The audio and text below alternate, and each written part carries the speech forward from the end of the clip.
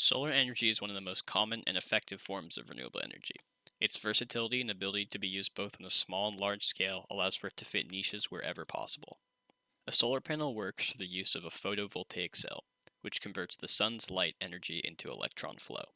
In a photovoltaic cell, photons from the sun are used to excite electrons in a thin silicon layer, which has been combined, or doped, with other elements to leave electron holes throughout. When an electron becomes excited by the energy of a photon, it jumps into a higher energy state and into one of these holes.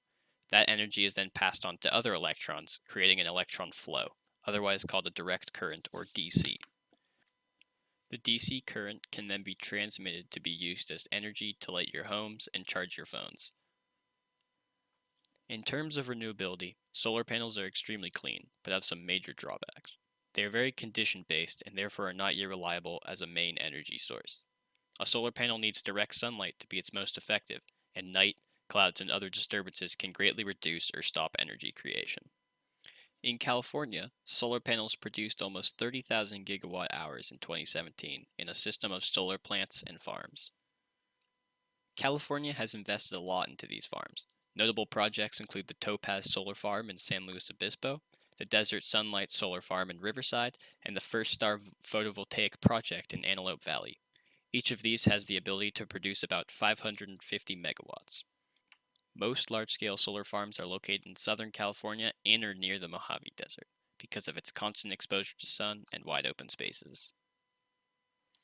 However, large-scale solar farms are not the only way to use solar. Solar panels can also be installed and take over energy production at anybody's home. Private solar installation companies have popped up all over the US, allowing for homeowners to produce energy cleanly for themselves instead of draining energy from power plants.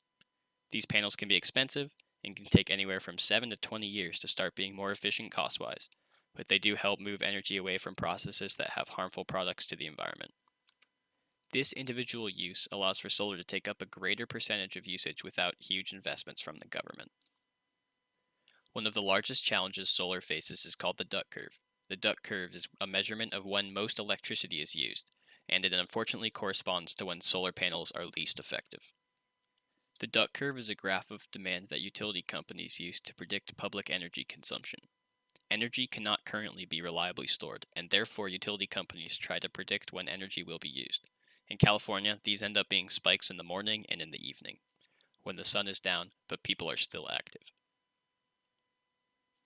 Utility companies have been using these graphs to be more efficient since they began providing energy to homes. However, since solar panels have been introduced, the amount of demand during midday hours has dropped. As solar farms produce more energy, the midday demand for more standard utility sources has declined drastically. Because we are still relying on these companies for energy when solar power isn't available, these power plants need to remain open. And in order not to become economically unsustainable, solar is instead turned off and wasted. Otherwise, we risk overloading the grid. The problem of this low grid flexibility, and in turn, possible overgeneration, is the largest problem solar faces today. In order to overcome this, a better way of storing large amounts of energy is needed, so solar generated at the wrong time can be used when needed and not be wasted. Then, solar could be let loose on the world. Overall, solar has become the most expansive form of renewable energy, available to both the individual and the larger grid. However, shortcomings in our ability to use solar most effectively means that currently it cannot reach its full potential.